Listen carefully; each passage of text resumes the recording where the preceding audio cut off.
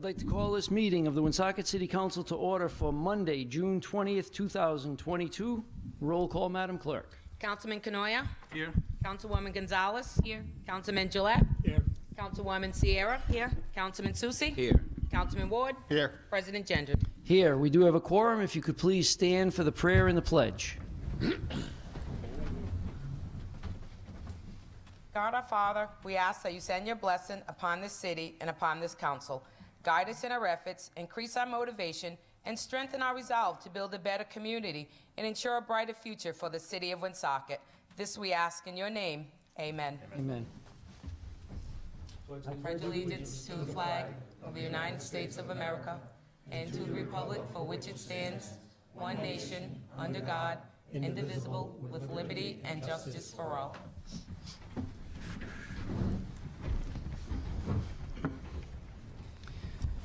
First item on the agenda is a public hearing. Madam Clerk?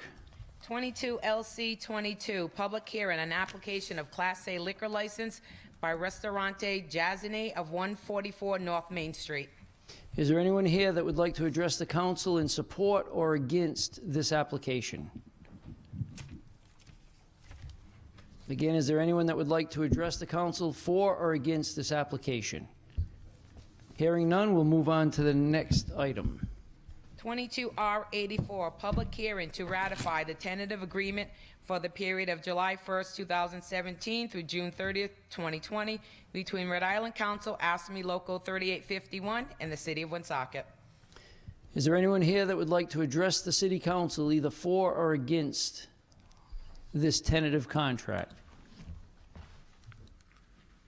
Hello, I'm John Burns. I'm a senior staff representative from Council 94, representing Local 3851. I just stand here tonight in favor of this agreement. I mean, I think it's been a long time coming. We're a little backed up a few years, but certainly the members have approved this contract, and we ask the City Council to approve this contract. Thank you. Thank you very much. Is there anyone else that would like to speak for or against this agreement? Hearing none, I would ask for a motion to close the public hearing. Motion made by Councilman Conor, seconded by Councilman Ward. To close the public hearing. All those in favor? Aye.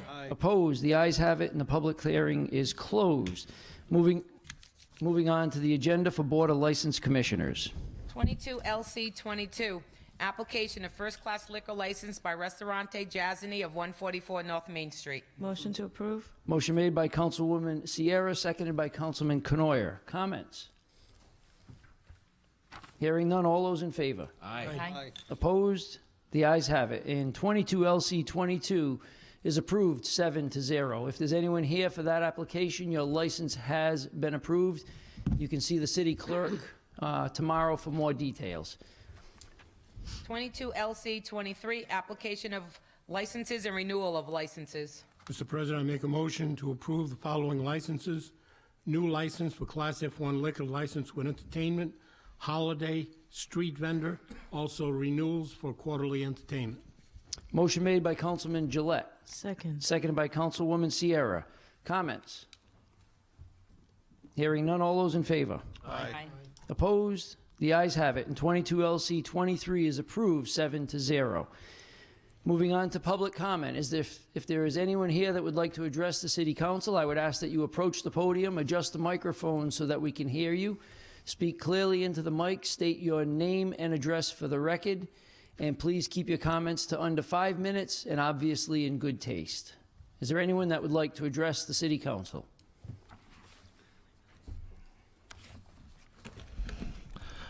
My name is Charles Lemoyne. I live at 174 St. Barnaby.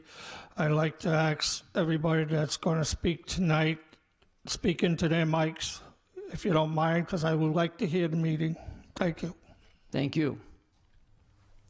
Is there anyone else that would like to address the City Council?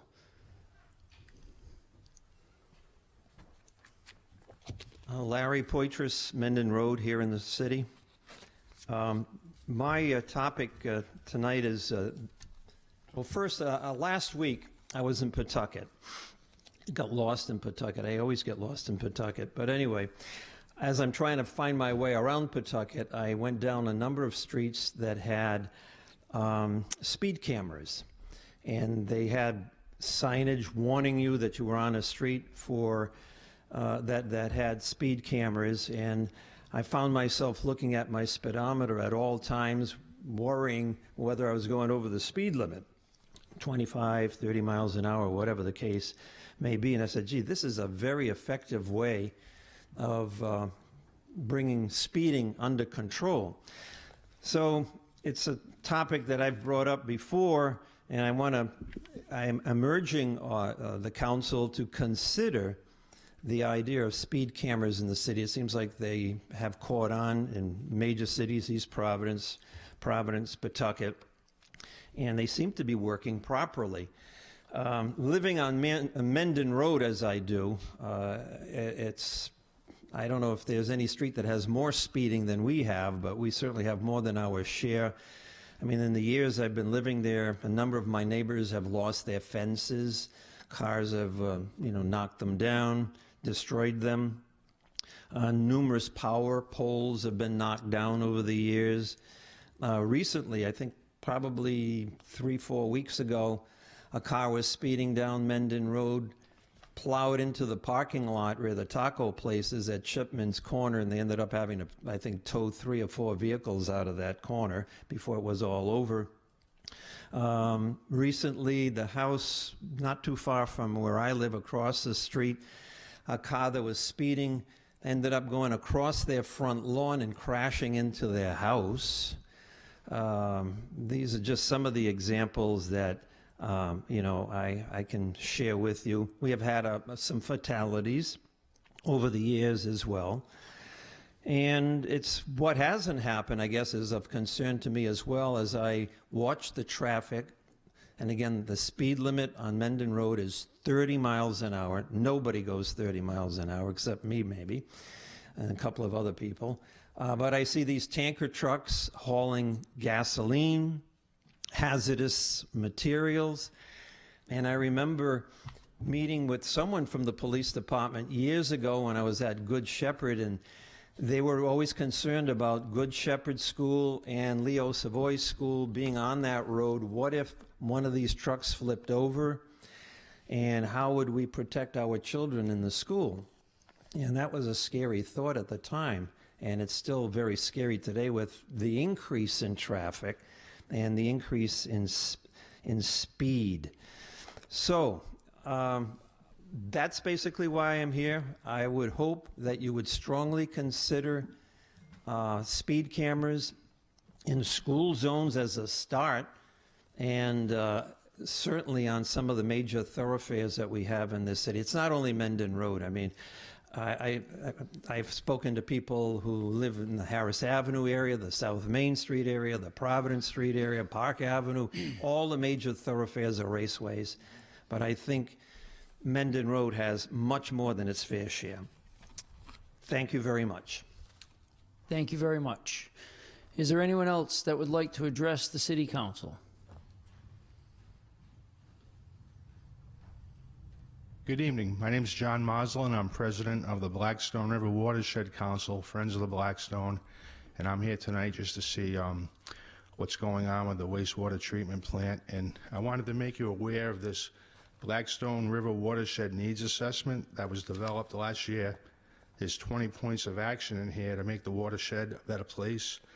The town of Cumberland, the town of Lincoln, the town of Smithfield have all signed on to a resolution supporting this document, and I was just wondering if this Winsock City Council would also consider it. We'd just like to work together to make the river a better place. I'm just here mainly to find out information. Thank you. Okay, thank you. Is there anyone else that would like to address the City Council? Hearing none, we'll move on to the consent agenda. Motion to approve as submitted. Motion made by Councilman Conor. Second. Seconded by Councilman Susi. Are there any items to be taken up separately from the Council presented? President. Councilman Ward. I would like to ask that the public safety report be considered separately, as I have a question about it. That is number 22 CO 45, Correct. taken out of the consent agenda. Are there any other items to be taken up separately? Hearing none. On the rest of the consent agenda, are there any other comments? Hearing none, all those in favor? Aye.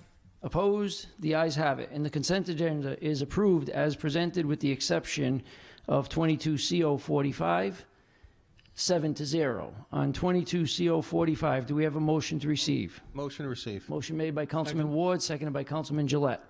Comments? Council President. Councilman Ward. Director, just one question. I notice on the report it lists motor vehicle thefts since January, I believe it's January, yes, of 46 vehicles in the city. And I just have to wonder, is there a way to correlate those thefts to any success in recovering any of those vehicles because of our flock camera system?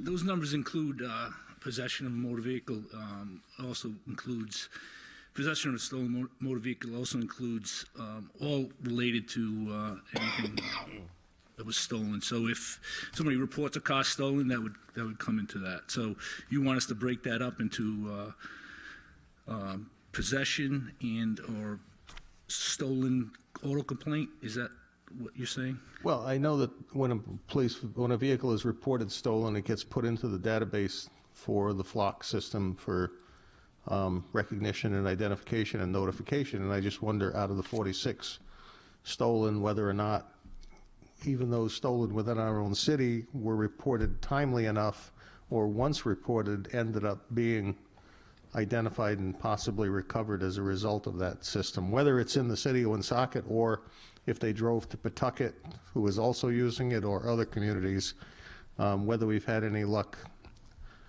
finding those definitely vehicles. From reading the nightly reports, we definitely had some luck with the flock cameras, but I'll have to break up that number for you to see how that plays out. Yeah, if we could, just something for the future reporting about how successful the flock system is being for this particular matter. Okay. Okay, thank you. All set. Any other comments? Councilwoman Gonzalez. A question for the director. When we speak of motor vehicle thefts, is that the actual stealing of the car? Or I know there's been a series of break-ins into the cars. Is that? No, that would be a tampering with the auto. So Okay. motor vehicle theft is actual using the vehicle. If it was stolen, if it's reported stolen by a civilian. Yeah, thank you. Any other questions? Hearing none, all those in favor? Aye. Opposed? The ayes have it. And 22CO45 is received 7-0. Moving on to presentations of petition. Oh, I'm sorry, yep. The approval of the minutes from the approval and correction of the minutes of the regular meeting held June 6, 2022. Motion to approve? Motion made by Councilwoman Gonzalez, seconded by Councilman Susi to approve the minutes. Are there any changes or corrections? Hearing none, all those in favor? Aye. Opposed? The ayes have it, and the minutes from the June 6, 2022 meeting are approved 7-0. Now, moving on to presentations. President, point of order, I noticed that 22 CS 23 does not have an asterisk, so it was not considered as part of the consent agenda? Or do I have an earlier version? No, that looks like it was not. So we'll need a motion to receive 22. Motion to receive 22 CS. Motion made by Councilman Ward, seconded by Councilman Conor. Any comments on 22 CS 23? Hearing none, all those in favor? Aye. Opposed? The ayes have it, and 22 CS 23 is received 7-0. Moving on. 22P21, request of Vice President Ward to address the following items. 1, wastewater treatment facility sewage discharge into the Blackstone River. The request for all communications related thereto. Timing of responses received. Thank you, Madam Clerk. Director, I have been in communication with you, and I know I did receive a variety of documents related to the March incident, but have not really received anything related to the June incident since that occurred. And I know I've read a lot about it in the paper and various other places. And frankly, it was a little frustrating seeing it, hearing about it everywhere except with copies of communications, and I don't believe we still have copies of the communications between the city and DEM, and I don't think I've seen any communication that involved Jacob Engineering in all of the documents that have been sent. Are there communications that we are privy to in our relationship with our contractor that would be part of the record associated with this problem? Maybe the solicitor would jump in, I don't know. Does our contract prohibit that kind of disclosure? I think the director would be the appropriate person, Councilman. I'm not. Can you just move the microphone up, please? Sorry. I'm sorry, Councilman. I think the director would be the appropriate person. Okay. I don't get CC'd on those emails. I would say most of our discussions are in person lately, as of late. We have a meeting almost every day at 2 o'clock. And there are some email exchanges, mostly what's the status of the plant today, that type of thing. But you're welcome to see anything, quite frankly. Well, and I don't ask for me. I more ask for the council because it's. Yeah, the council, that's what I mean. I think we have people here from Blackstone River Watershed. There's other communities involved in the impact we're having. And frankly, when it first happened in March, I didn't realize that this dates, when I started reading other articles, this dates back to last July, when there were some deficiencies noted by DEM that clearly had not been taken care of, and I'm still not sure whether they have been taken care of. Yeah, I'm going to get entirely. into that under my communication. But the immediate concern is under control, but there are Correct. there's a bigger picture, and that needs to be addressed. But with the millions of dollars that we are still paying, I guess, debt on associated with improvements in the plant, and I'm not sure exactly whether they relate to anything that's happening now or if it's some other process and this is just additional expense. I don't know if there's a connection between those two things. Is this something that they need to repair, or is it something they need to add to? Is it part of the operational expense? Is it our responsibility? Is it Jacob's responsibility? There's some equipment that needs to be repaired and replaced, okay? Okay, but that's not to do with what was done with the treatment process and any of the updates that were done to the plant just 6-7 years ago? There could be some of that. It's being all assessed now as we speak, and the council will get a total review report of the entire scope. I have Weston and Sampson working on that now. They were part of the rehabilitation of that plant in 2012. Well, I would hope to eventually get a copy of pertinent communications to the entire council so we can know where it's headed. And frankly, I'm not sure what the timing is of their contract and when it expires, whether it's up for renewal. But I think these are things. Which company? Pardon me? Which company? Contract? Jacob. Jacobs, he has about 12 more years. It was a Yeah, 20-year okay. contract. Well, in any case, Signed it's, before I got here. to a certain extent, it's on them, and to a certain extent, it's on us. Right. And either way, it's impacting downstream, for sure. It's impacting us, and it's impacting the city probably because, though they haven't expressed it, there's usually fines associated with these things, and I don't know whether it's a city fine that has to be paid, but ultimately, whether it's the city or the company that's operating the system, those things pass through to the ratepayers. They don't come out of a company's profits generally, and they come through to the city in one fashion or another. I just want to make sure that the council receives the communications timely, and that hopefully we can have some meetings with Jacob and the council and the administration to find out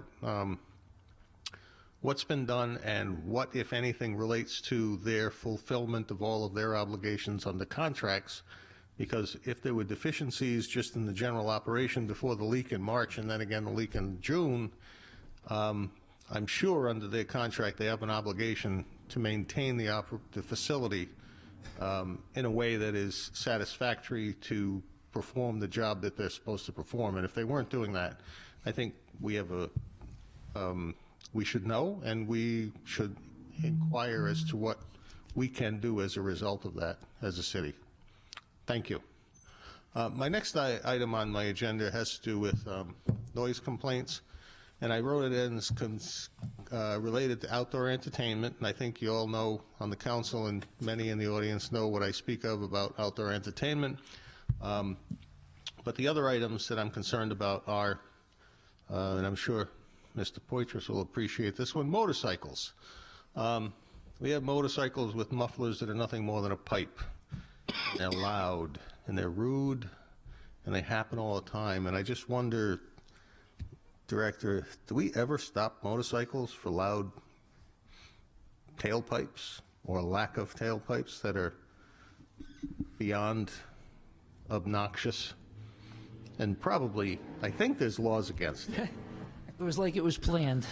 Like that? No, that's more like a dirt bike, but it's loud and it's not well. It doesn't quiet itself like normal purchased motorcycles do. Is there something we do to deal with them at all? Well, noise in general, we've had meetings to address all noise ordinance violations. We're trying to get we are going to have overtime patrols, kind of a task force assigned to that. Last summer, we cited 45 noise violations. So far this summer, we've had 12 noise violations. I just don't know what that number is. If it Okay. falls in No, as long I just want, it's hard, I'm sure, to be exactly in the right place when the motorcycle comes by that you can actually approach them and stop them and cite them for doing it, but they're there, they're everywhere, and they're obnoxious, and I'm sure they'll tell you that they want them that loud because it's safer for them, so that people around them know they're there, because that is a real concern for motorcyclists. But there's a big difference between being aware and being abused by the sound coming out of those things. And the last one in that noise category, well, I'll just say this, by the way, about the noise and outdoor entertainment. Something that occurred to me, and again, it's not something I can do anything about at this moment, but I was looking up the 3 organizations that have outdoor entertainment, and I noticed that one of them is in an industrial zone, one of them is in a mixed-use zone, and only one of them is in a residential zone, and I think we need to take that into consideration in the future. And then the final one is about illegal fireworks. I know some fireworks are legal, but I guarantee you everybody in this room, come 4th of July week, sits there in their homes and either has their poor dog cowering under a bed or, but the fact is, when the fireworks are not legal because they're loud. And again, like motorcycle mufflers, they're obnoxious and people simply don't follow the law. I would simply ask that you ask those on patrol to stop where these people are doing it, where the sound's coming from, and stop them from doing it, please. I know, I'm sure you have patrols that do that. I just would ask that they be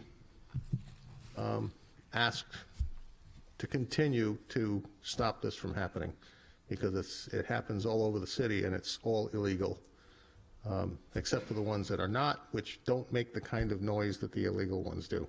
And they certainly don't shoot like Roman candles into the sky that's so easy to find in this city.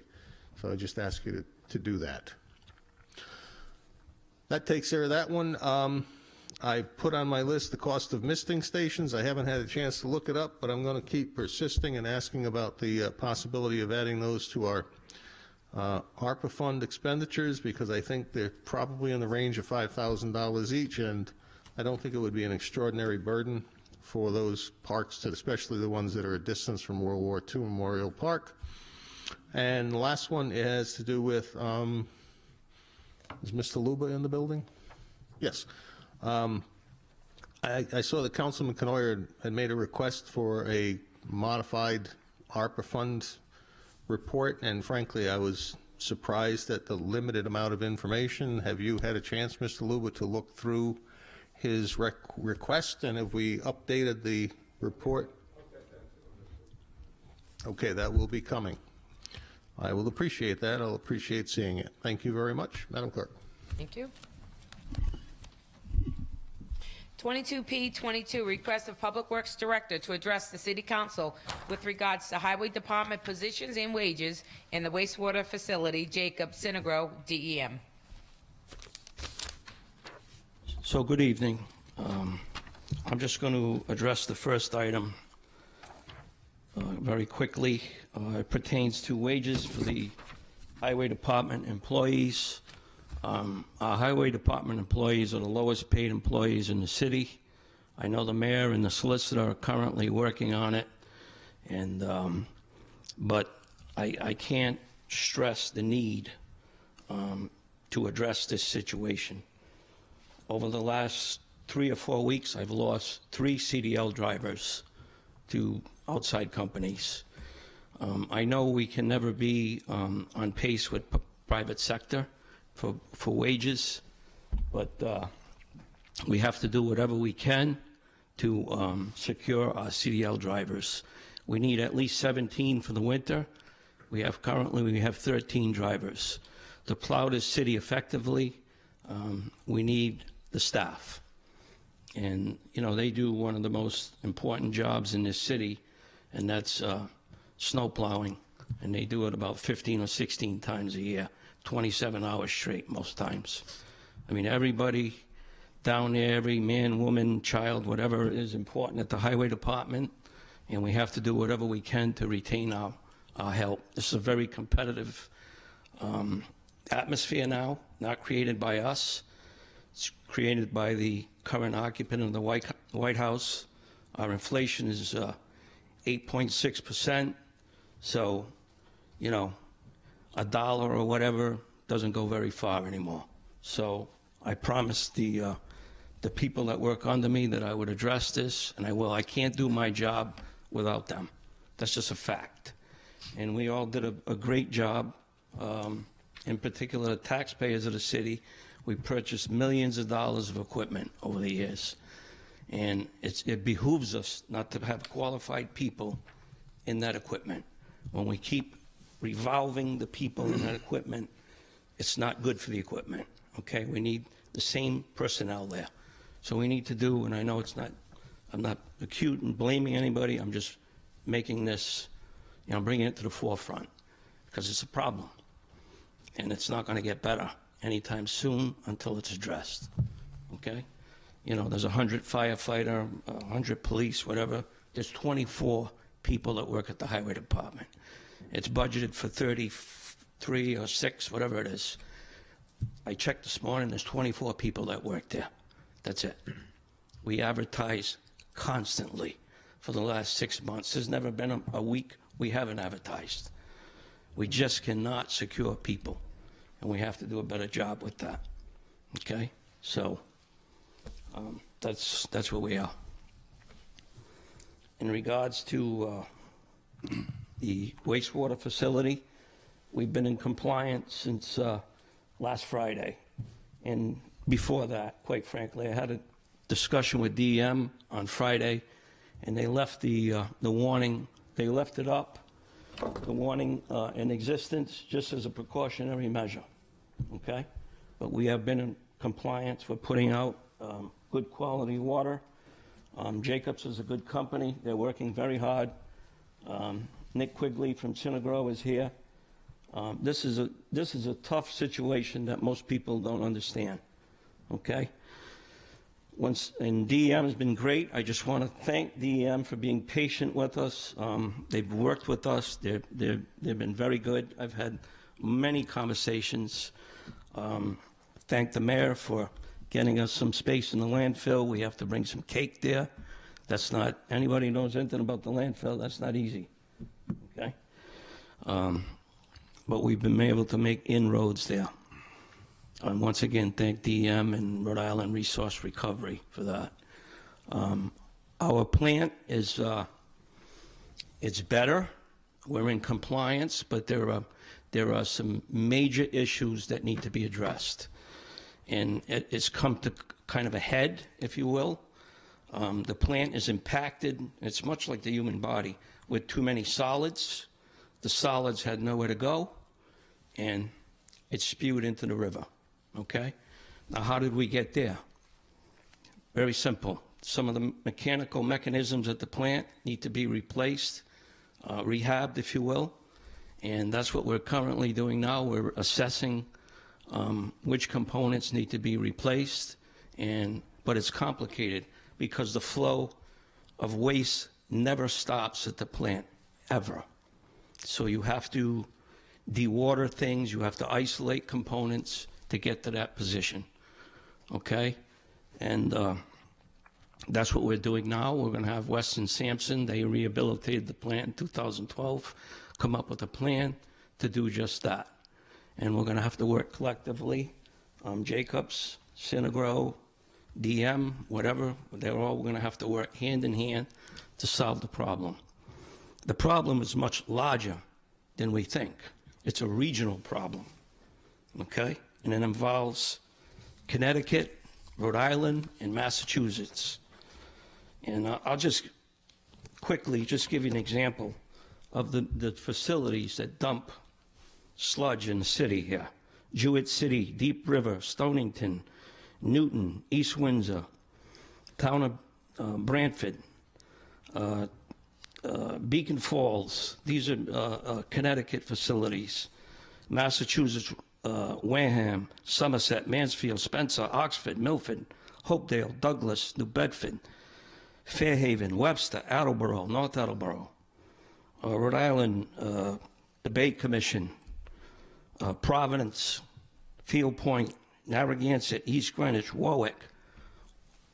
At the request last week, or the week before, what was it, Nick? Anthony?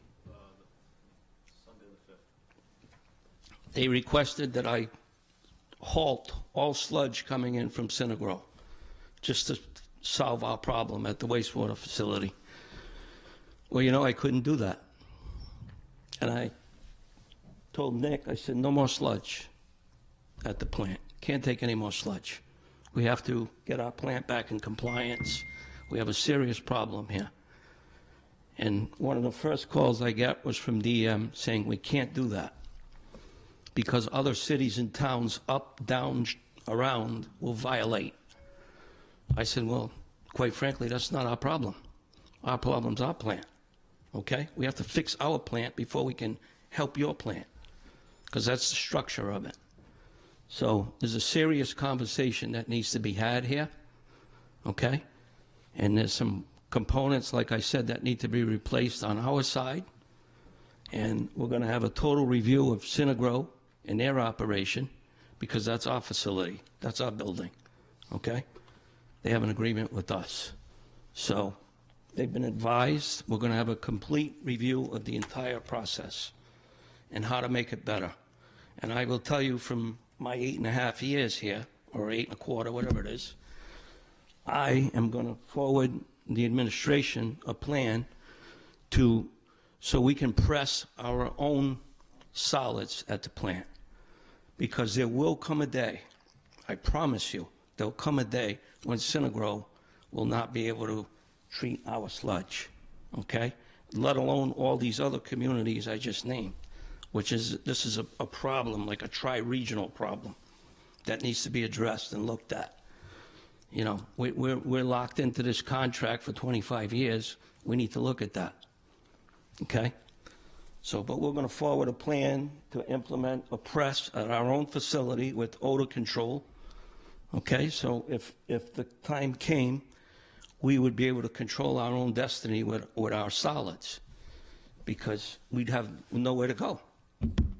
And the same situation would occur. So right now we're a one-trick pony, and we need to have multiple avenues, and that's what I'm going to look into and recommend. But to answer your question, the plant is in total compliance. Matter of fact, it's putting out better water than upstream. Okay? If you go half a mile upstream, it's not as good as this water right now. So Winsock is bearing the brunt of the entire northeast, if you will. I kind of understand the situation. Yeah, so it's, yeah, well, not as bad as I do and some of these other people here. So, but we're working hard. They're a good company. They're working hard. And every day we attack this problem, and we're going to get to a place to make it better. But it's complicated because you can't stop waste, right? So Nick does his best, but he's in a situation as well. So that's where we are. Trying. So don't drink it yet, but you can go fishing. Director, I want to thank you for updating the council as well as the public with this explanation. Few things I just want to touch on briefly. I won't get into any specifics, but I will tell you my biggest concern was the lack of information that was coming to the council. And it was not due to a lack of communication with you, but we were not able to intelligently speak to the public that contacted us saying, this is what I'm hearing, this is what I'm reading, this is what I'm seeing on TV, and we're looking like third-party players in this whole scenario. And I hope going forward there can be better communication with the council, because it was not adequate for us to be able to give an explanation to the people contacting us. Understood. And John Ward made me aware of the situation. Well, I wasn't going to say that, but that's a problem. That's a problem. And that's been addressed. Good. See, they're afraid of me, so they don't tell me things that I should know. So, well, that's not a good idea. but it's better now, right? Right. So. And you had talked to me about the pressing operation. Yeah. And I would hope that if we ever get to that, and before, I want to plant this seed now, that if we ever did get into a pressing operation, it would be for the exclusive use of Woonsocket treatment, and not trucking in with a Synagro type situation where instead of burning it, we're pressing for other communities. I think that's not any better. We should do something that's going to keep us independent and not need to start trucking in for any other. I know we're locked into the Synagro contract for other communities, but if we ever get into a pressing operation, I would hope it's exclusive to Woonsocket waste. Yeah, that's the the goal. Good. But in total transparency, we have 2 presses on site right now from Jacobs, because that's what we have to do. We have to eliminate waste from the tanks, if you will. We have to drop the depth in the tanks to create more space. So, and that's total DEM approval and compliance, Good. whatever. But it's only for Woonsocket waste at this point. At this point, it's for our wastewater facility. Good. Let's keep it that way. Yep. Any other comments for the director? Hearing none, we'll move on to the next. Are you all set, Director? Guys all set? Thank you, Director. Madam Clerk? 22P23, request of Councilman Conor to address the following items. Item, public remarks delivered by Alex Kithis, Ken Barber, Marlene Gay, and Nwando Ofokanzi at a Rebuild Woonsocket Pride event on Saturday, June 11, 2022, at the Woonsocket's World War II Veterans Memorial Park and other recent Pride events. Thank you, Madam Clerk. Look, I'll try to be brief here, but I feel this has to be responded to. As most of you know, on June 6th, we had before us a resolution from Rebuild Woonsocket submitted by Mr. Alex Kithis for a Pride event over at World War II Veterans Memorial Park. And I asked, and I think appropriately so, based on the history, I asked very simply, is this another event where Mr. Kithis is going to smear the city of Woonsocket and refer to Woonsocket, its officials, et cetera, as transphobic and homophobic and worse? Simple question. I asked if he was here, if he could just advise us, and there was nobody here. Then the mayor, appropriately so I might add, raised the issue of the last event. They engaged in a fair amount of profanity and vulgarity, for which she, and frankly some of us, received phone calls from constituents that use the park. And from there ensued a discussion about what, if anything, we could do or should do to mitigate that. Perfectly rational, perfectly reasonable. That's what bodies like this do. And yes, people have a First Amendment right to say all kinds of things, no matter how crazy they are, and I think everybody in this room would defend that right. But by the same token, people have a right to go to our parks and enjoy themselves, have the right of quiet enjoyment and not have to expose their children and themselves to profanity and vulgarity. So that's what the discussion was about. Nobody uttered anything. I don't think the word LGBTQIA+, gay, queer, any of that stuff, I don't think any of those words were even mentioned during the discussion. It was simply a discussion about, we're going to give people a permit to use our park. It'd be nice if they didn't engage in vulgarity and profanity. Again, perfectly reasonable. From that, Mr. Kithis began his usual thing from his grandmother's basement, God rest her soul, tweeting that the city of Winsock had one of the, quote, most LGBTQ-phobic and anti-First Amendment discussions I've ever heard. Then they had the event. And right out of the gate, again, he repeats it, telling the people there that the city council, at the city council meeting, had one of the most LGBTQ-phobic conversations I've ever seen a legislative body have. Again, never mentioned the word LGBTQIA+ or anything of that nature. There was nobody up here that passed any judgment on the event other than the individual, Mr. Kithis, and his history of smearing the city with false claims and false assertions. So what does he do? What's the conversation we had? We're concerned about vulgarity and profanity and not having other people that go to the parks having to listen to that nonsense. What does he do? With his loudspeaker in hand, he leads a chant and, quote, you get bonus points for profanity. Okay? So he proceeds to encourage the handful of people that attended this to engage in exactly the issue that we were raising concerns about. Again, and I would suggest are perfectly legitimate. Do they have a right to spew their profanity? Absolutely. But it's about having common decency, and that's what that discussion was about.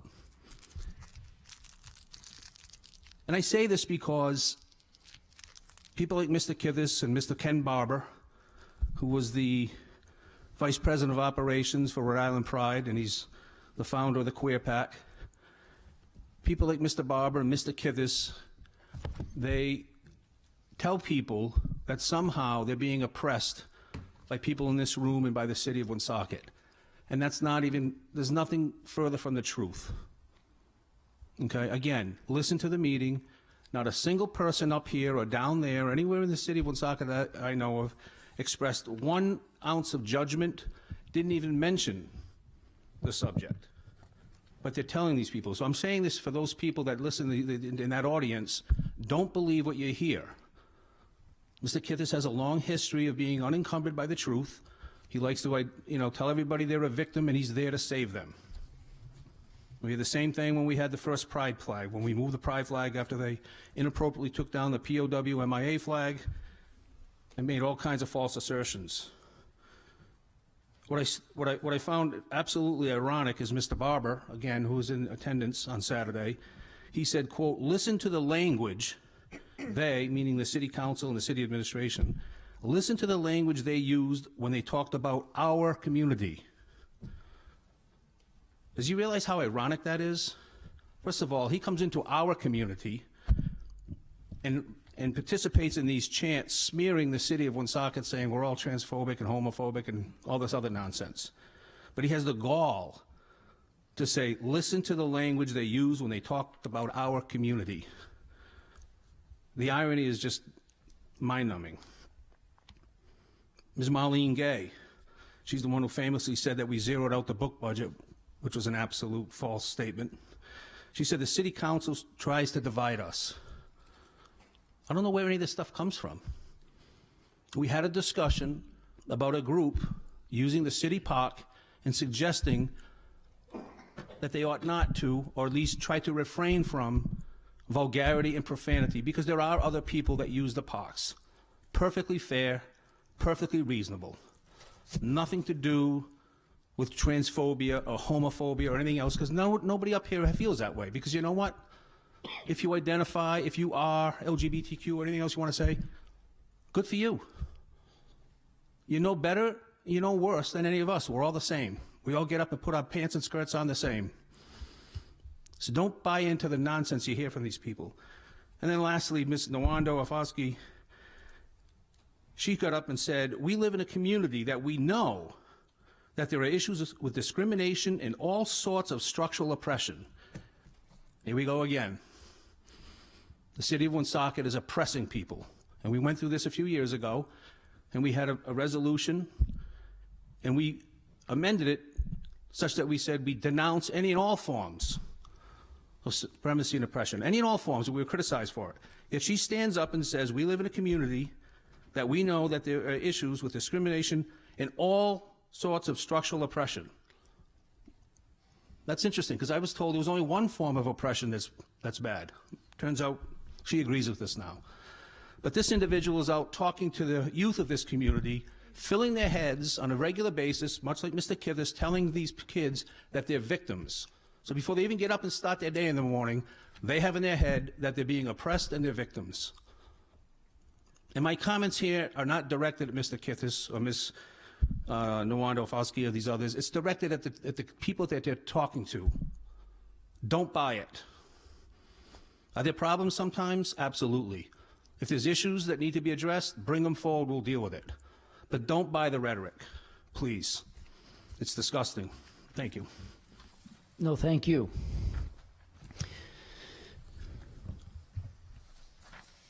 Moving on to unfinished business of previous meetings. Madam Clerk? 22021, appropriation ordinance of the City of Woonsocket for fiscal year beginning July 1, 2022 and ending June 30th, 2023. Motion to approve. Motion made by Councilman Conor. Second. Seconded by Councilman Ward. Comments? Council President, Councilman Conor. consistent with prior years, I'm going to propose for the council's consideration an amendment with a number of changes. I'll go through them. That will make amendments to various line items, as well as the tax rate, as well as the tax levy. So I will pass out a copy to the folks in the council, and I have one for the administration as well, if you don't mind. Who do you want this one to go to? Let's see. 1, 2, that's 4. One more. Okay, we'll do it. And I'll bring one down to the administration. Okay.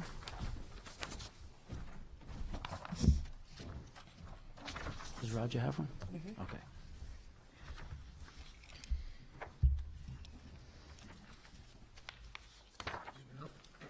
Share? No, I got it.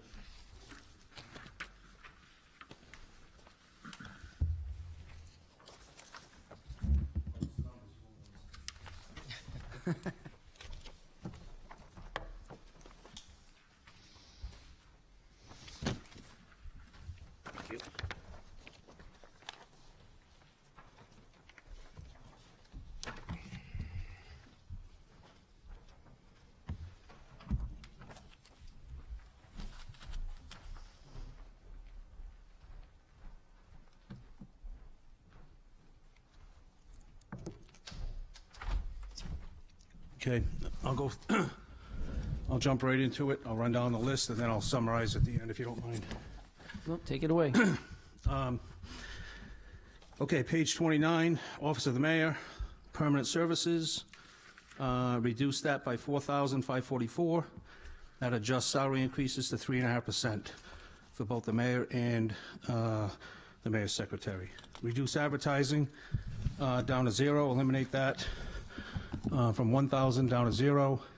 Travel outside the city, reduce that to 0. Printing and reproduction, reduce that $1,000. City council, increased it 3,500. That's a $500 increase per council member. City clerk, increase it by $2,555. It's a 3.5% salary increase. Water canvases, increase it by $2,400 for a 3.5% increase for the manager. The 2022 elections, we put in $40,000 for election services. That's an addition. Board of Library Trustees, increase permanent services on page 45, $596 to reflect some minor adjustments to bring salary increases to 3.5%. Page 46, put in $25,000 for library books, increase office supplies by $5,000. Planning Department, permanent services, increase the admin and research coordinator, $763 to reflect a 3.5% increase. And then the HUD grant will get a lower reduction, so reduce that by $76 in connection with that increase. Division of Zoning and Building Inspection, reduce temporary clerical from $44,000 down to $24,000 decrease. Planning and Development, permanent services, increase it by $121,400, and then also reflect the reimbursement from the lead program for $121,400. So that's a wash. That's just putting in the lead program manager and the lead construction specialist. Finance Department, increase at $90,141. That's to adjust the finance director to a 3.5% increase and reflect Mr. Luber's salary in the finance department. And then right below that, there's a $90,000 reimbursement from ARPA for Mr. Luber, so it's pretty much a wash. Controls, reduce permanent services by $3,436 to adjust the salary increase in that department. Personnel, increase it by page 68, increase at $582 to reflect the 3.5% increase for the personnel director and the personnel assistant. Adjust longevity pay in the personnel department by $3,785 to reflect the impact of some of the increases that we're giving. Law Department, permanent services, increase it by $14,035 to reflect increases for the solicitor, the legal assistant, and the legal executive secretary. Police Division, increase permanent services by $17,557 to reflect a $10,000 salary increase for the police chief and a $7,557 increase for the deputy chief. The Fire Division, permanent services, reduce it by $43,054. That reflects two things. One, a $10,000 increase for the fire chief, and then a $53,000 reduction to correct a math error, a footing error. If you add up all the salaries in the budget book, it's overstated on the summary line, but the detail is actually $53,000 less. Public Safety Director, reduce the increase to $500, so that's a $3,000 reduction. Public Works Office, increase it by $1,742. That's to increase the executive assistant and a small increase to the directors to bring it to a full 3.5% increase. Engineering Division, we adjusted the open construction project manager from $72,681 down to $70,000. That's a $2,681 decrease. Public Service Division, highway construction. In road reconstruction, it was budgeted for $200,000. Bring that to zero, so that's a $200,000 reduction. And the reason for that is we already have, $3.4 million for roads and sidewalks budgeted and being used in ARPA, plus $342,000 in our CDBG funds. So we're approaching $4 million that we've already allocated for this. And then increase lease purchases from $100,000 to $325,000 because we have two plow trucks that we explicitly said would come from this line item in this year's budget via Ordinance 22R16. So it's a net increase of $25,000 to that department. City Property Division, increase the City Hall maintenance specialist to a full 3.5% increase. That's $230. Human Services, permanent services is a $2,600 increase to reflect a 3.5% increase for the Director of Human Services. Let's see, on the senior services, adult daycare and nutrition assistants, we reduced those to zero. That was $45,000 for adult daycare and $25,000 for nutrition. Bring those both to zero, and then put back in what we had last year for Age and Well Inc., $160,000 for them to spend as they deem appropriate. So that's a net increase of about $90,000. We take away $70,000, we put in $160,000. Promotional activities, we reduced to the current year's level to $1,000, so that's a $9,959 decrease.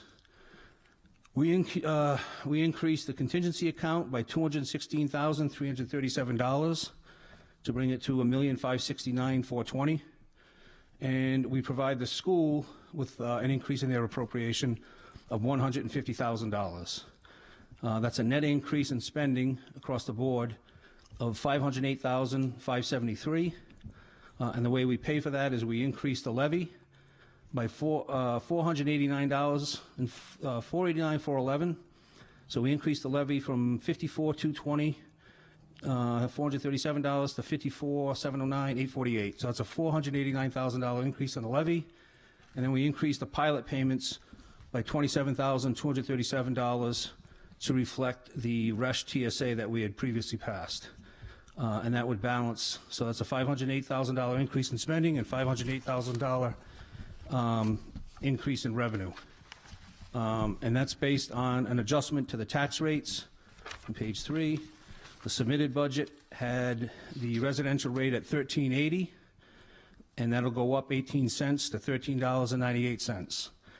And the commercial rate was budgeted, proposed at $25.75, and that'll go up 19 cents to $25.94. So we split the difference. And this results in a total levy increase of 1.06%. So our total levy this year will go up just a shade over 1%. And we have, of note, $1.6 million in the contingency. That's a large number. However, we have a number of contracts, police, fire, 670, 3851, that are all pending, that have to be passed at some point. Most of that will be covered. Most of the contingency will cover that. So it's not like we're putting in a bunch of fluff to have left over. And again, broadly speaking, went through in every position outside of collective bargaining. Almost every position got a 3.5% increase or a minimum of 500. We had one employee we didn't give an increase to because they got some significant stipends recently. And then the two chiefs and the deputy chief got larger increases than 3.5. We gave them, the deputy chief and the police chief, a $10,000 raise to bring them to $106,500 in total for each of them. And the deputy chief, we brought to $89,000. So that's my amendment. We have a motion to amend by Councilman Conor, seconded by the chair. Comments on the amendment? Council President. Councilman Ward. Council President, I just want to thank Councilman Conor again, as he has done for so many years on the council. He prepares his list of those things that he believes are valid amendments, and I had several conversations with him to discuss these and make my own suggestions and have them discussed by him and with others, and allow for modifications based upon our feelings on the matter. And I'm sure he discussed his proposal with other members of the council. Quite frankly, looking at the breadth and scope of what's been done, I appreciate it, and I commend him for his effort, and I'm in a position now to support this amendment. Thank you. Thank you, Councilman Ward. I, too, will say thank you to Councilman Conor for putting together everybody's elements that you heard from the public speaking, public comments, and I think it captures everything in this amendment, and I will be supporting it. I think it's a great job. Any other comments? Hearing none. Roll call, Madam Clerk, on the amendment. Council President. Mayor.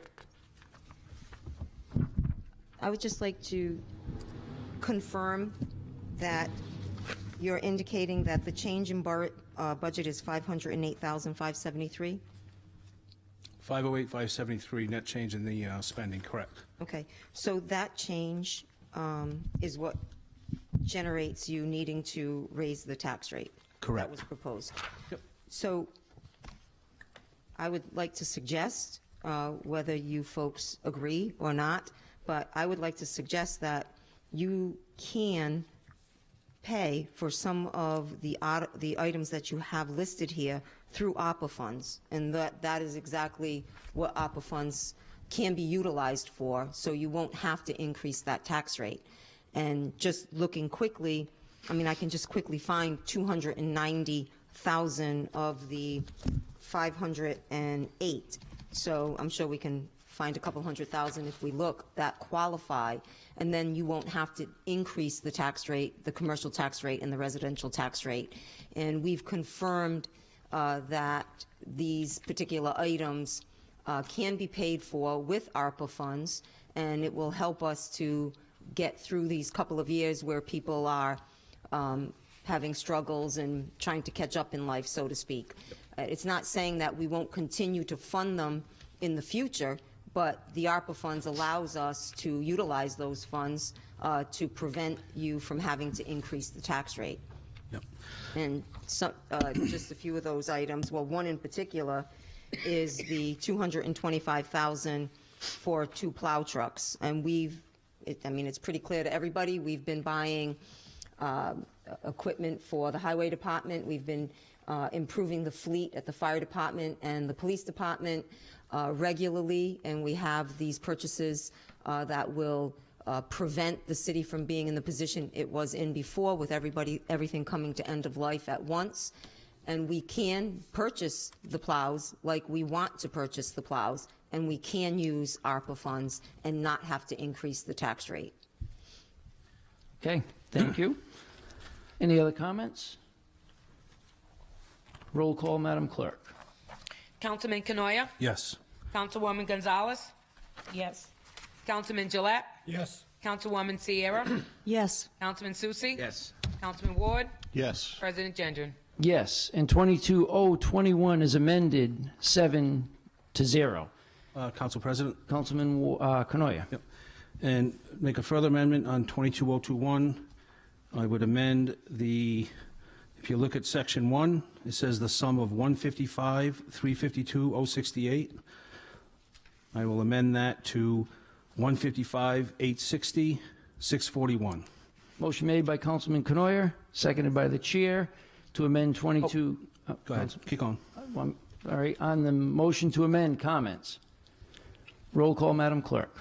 Councilman Canoia? Yes. Councilwoman Gonzalez? Yes. Councilman Gillette? Yes. Councilwoman Sierra? Yes. Councilman Susi? Yes. Councilman Ward? Yes. President Gendron? Yes, and 22-021 is amended 7-0. I have one further amendment. Just at the very end of section 1, insert right after Rhode Island, it'll be comma as amended.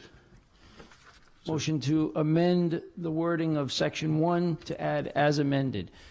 A motion made by Councilman Canoia, seconded by Councilwoman Sierra, to amend 22-021. On the amendment, comments? Hearing none, roll call, Madam Clerk. Councilman Canoia? Yes. Councilwoman Gonzalez? Yes. Councilman Gillette? Yes. Councilwoman Sierra? Yes. Councilman Susi? Yes. Councilman Ward? Yes. President Gendron? Yes, and 22-021 is amended 7-0. On the main motion as amended, comments? Hearing none, roll call, Madam Clerk. Councilman Canoia? Yes. Councilwoman Gonzalez? Yes. Councilman Gillette? Yes. Councilwoman Sierra? Yes. Councilman Susi? Yes. Councilman Ward? Yes. President Gendron? Yes, and 22-021 is amended, is approved 7-0 as amended. Moving on to 22-022, Madam Clerk. Appropriation ordinance for the operation of the Regional Wastewater Treatment Fund for fiscal year beginning July 1st, 2022 and ending June 30th, 2023. Motion approved. Motion made by Councilman Canoia, seconded by Councilman Ward. Comments? Council President, just briefly, this is for Councilman the wastewater. As we heard earlier this evening from Director D'Agostino, there may be some need for investment at the wastewater treatment plant, and that's one of the reasons I would be reluctant to make use of the ARPA funds for those operating expenses that we just dealt with until we get better clarity. Absolutely. So, that's it. No, Good point. I do not have an amendment. Thank you. Any other comments on 22-022? Hearing none, roll call, Madam Clerk. Councilman Canoia? Yes. Councilwoman Gonzalez? Yes. Councilman Gillette? Yes. Councilwoman Sierra? Yes. Councilman Susie? Yes. Councilman Ward? Yes. President Gendron. Yes, and 22022 is approved, 7-0. 22023, appropriation ordinance of the City of Woonsocket water system for fiscal year beginning July 1st, 2022, and ending June 30th, 2023. Motion to pass. Motion made by Second. Councilman Gillette, seconded by Councilman Ward. Comments? I make a motion to amend as follows. Increase personal services to $1,609,878 and reduce purchase services to $3,361,204. Motion. Go ahead. It's just, it's roughly $3,000, and it reflects one of the increases we've given one of the Exact. employees to 3.5, so. Very good. Motion made by Councilman Conor, Second. seconded by Councilman Ward. On the amendment, comments? Hearing none, roll call, Madam Clerk. Councilman Canoia? Yes. Councilwoman Gonzalez? Yes. Councilman Gillette? Yes. Councilwoman Sierra? Yes. Councilman Susie? Yes. Councilman Ward? Yes. President Gendron. Yes, and 22023 is amended, 7-0. On the main motion as amended, comments? Hearing none, roll call, Madam Clerk. Councilman Canoia? Yes. Councilwoman Gonzalez? Yes. Councilman Gillette? Yes. Councilwoman Sierra? Yes. Councilman Susie? Yes. Councilman Ward? Yes. President Gendron. Yes, and 22023 is approved, 7-0, as amended. 22024, appropriation ordinance for the operation of the sewer use fee for the fiscal year beginning July 1st, 2022, and ending June 30th, 2023. Motion to approve. Motion made by Councilman Ward, Second. seconded by Councilman Canoia. Comments? Hearing none, roll call, Madam Clerk. Councilman Canoia? Yes. Councilwoman Gonzalez? Yes. Councilman Gillette? Yes. Councilwoman Sierra? Yes. Councilman Susie? Yes. Councilman Ward? Yes. President Gendron. Yes, and 22024 is approved, 7-0. 22025, establishing the maximum number of employees in each office, department, or agency of the City of Woonsocket for the fiscal year beginning July 1st, 2022, and ending June 30th, 2023, in accordance with Chapter 9 of the City of Woonsocket Home Rule Charter. Motion approved. Motion made by Councilman Canoia, seconded by Councilman Ward. Comments? I'd like to make an amendment in Section 1, after the first, in quotes, it says, "Proposed Municipal Budget Plan, 2022-2023 fiscal year, Lisa Baldelli Hunt, Mayor, City of Woonsocket, Rhode Island." I would add, comma, "as amended." And then at the, shortly thereafter, it says it again, quote, "Lisa Baldelli Hunt, Mayor, Woonsocket Education Department, school year budget," close quote. I would insert, comma, "as amended." Motion made by Councilman Canoia, seconded by Councilman Ward, to amend 22025. On the amendment, comments? Hearing none, roll call, Madam Clerk. Councilman Canoia? Yes. Councilwoman Gonzalez? Yes. Councilman Gillette? Yes. Councilwoman Sierra? Yes. Councilman Susie? Yes. Councilman Ward? Yes. President Gendron. Yes, and 22025 is amended, 7-0. On the main motion as amended, comments?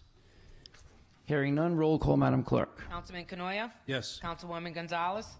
Yes. Councilman Gillette? Yes. Councilwoman Sierra? Yes. Councilman Susie? Yes. Councilman Ward? Yes. President Gendron. Yes, and 22025 is approved, 7-0 as amended. 22026, an amendment of Chapter 7345 of the ordinances of the City of Woonsocket, entitled Salaries of City Officers of the City of Woonsocket. Motion approved. Motion made by Councilman Second. Canoia, seconded by Councilman Ward. Comments? Council President, Councilman Canoia. I'd like to make the following amendments. Okay, the mayor's position. Hold on, will you be providing this to the clerk? Of course. Okay, so, very good, thank you. Okay, the mayor's position, amend to 90,050. So that's 90,050. Director of Public Works, increase it to 123,175. Director of Finance, change it to 103,735. Director of Human Services, change it to 76,100. Director of Public Safety, change it to 13,000. City Solicitor, change it to 128,910. Police Chief, change it to 106,500. Fire Chief, change it to 106,500. City Clerk, change it to 75,555. Manager Board of Canvassers, change it to 70,400. Library Director, change it to 63,595. Assistant Library Director, change it to 59,119. Add at the bottom, Deputy Police Chief, 89,000. Add to the bottom, city council members, $9,500 each. City council president, $9,750. Second. Motion made by Councilman Canoyer, seconded by Councilman Ward. On the amendment, comments? Hearing none, roll call, Madam Clerk. Councilman Canoyer, Yes. Councilwoman Gonzalez, Yes. Councilman Gillette, Yes. Councilwoman Sierra, Yes. Councilman Susie, Yes. Councilman Ward, Yes. President Gendron. Yes. And 22026 is amended 7-0. On the main motion as amended, comments? Hearing none, roll call, Madam Clerk. Councilman Canoyer, Yes. Councilwoman Gonzalez, Yes. Councilman Gillette, Yes. Councilwoman Sierra, Yes. Councilman Susie, Yes. Councilman Ward, Yes. President Gendron. Yes. And 22026 is approved 7-0 as amended. 22027, establishing salaries of non-union, non-classified employees of the city of Woonsocket. Motion approved. Motion made by Councilman Canoyer, seconded by Councilman Gillette. Comments? Council President. Councilman Canoyer. I'd like to amend as follows. First one, accounting and compliance administrator, increase it to $917.46 for a total, in the parentheses would be $47,708. Administrative coordinator, research analyst, increase it to $984.81 for a total, in the parentheses would be $51,210. Legal assistant, change it to $1,128.39 for a total of $58,676 in the parentheses. City planner, change the $1,346.15 to $1,356.15, and change the parentheses, the 70,000, change that to 70,520, so it ties into the actual budget detail. And that's it. Motion made by Councilman Canoyer, Second. seconded by Councilman Ward. Comments? Hearing none, roll call, Madam Clerk. Councilman Canoyer, Yes. Councilwoman Gonzalez, Yes. Councilman Gillette, Yes. Councilwoman Sierra, Yes. Councilman Susie, Yes. Councilman Ward, Yes. President Gendron. Yes. And 22027 is amended 7-0. On the main motion as amended, comments? Hearing none, roll call, Madam Clerk. Councilman Canoyer, Yes. Councilwoman Gonzalez, Yes. Councilman Gillette, Yes. Councilwoman Sierra, Yes. Councilman Susie, Yes. Councilman Ward, Yes. President Gendron. Yes. And 22027 is approved 7-0 as amended. 22028, an amendment of Chapter 7595 of the ordinances of the City of Woonsocket entitled Personnel Ordinance as amended pertaining to non-union classified municipal employees. Motion approved. Second. Motion made by Councilman Ward, seconded by Councilman Canoyer. Comments? Council President. Councilman Canoyer. I'd like to amend as follows. First one, City Hall Maintenance Specialist, Step 4, increase that to $910.80. Second one is Executive Assistant, Public Works, increase that to $880.02 for Step 4. Next one is Legal Secretary, make Step 2, Step 3, and Step 4 equal $1,057.70 for all three steps. Mayor's Secretary, increase that to $947.35. Personnel Assistant, increase that to $1,025.04. Personnel Director, increase Step 4 to $1,285.73. Deputy Director of Finance, change that for Step 4 to $1,645.67. And Water Division Outside Crew Superintendent, increase that to for Step 4 to $1,688.67. Motion made by Councilman Canoyer, Second. seconded by Councilman Ward. Comments on the amendment? Hearing none, roll call, Madam Clerk. Councilman Canoyer, Yes. Councilwoman Gonzalez, Yes. Councilman Gillette, Yes. Councilwoman Sierra, Yes. Councilman Susie, Yes. Councilman Ward, Yes. President Gendron. Yes. And 22028 is amended 7-0. On the main motion as amended, comments? Hearing none, roll call, Madam Clerk. Councilman Canoyer, Yes. Councilwoman Gonzalez, Yes. Councilman Gillette, Yes. Councilwoman Sierra, Yes. Councilman Susie, Yes. Councilman Ward, Yes. President Gendron. Yes. And 22028 is approved 7-0 as amended. 22029, directing the assessment and collection of a tax by the City of Woonsocket upon real estate, excise, and tangible personal property for fiscal year commencing July 1st, 2022, and ending June 30th, 2023. Motion to pass. Motion made by Councilman Gillette. Second. Seconded by Councilwoman Sierra and Councilman Canoyer. Comments? I'd like to amend as follows. In the Section 1, the first paragraph, change the 54,220,437, make that 54,709,848. 54 million. 54 million, yep, 54,709,848. And change the 55,311,078 to 54,859,848. Motion made by Councilman Conor, Second. seconded by Councilman Susi. Comments? Council President, Councilman Ward.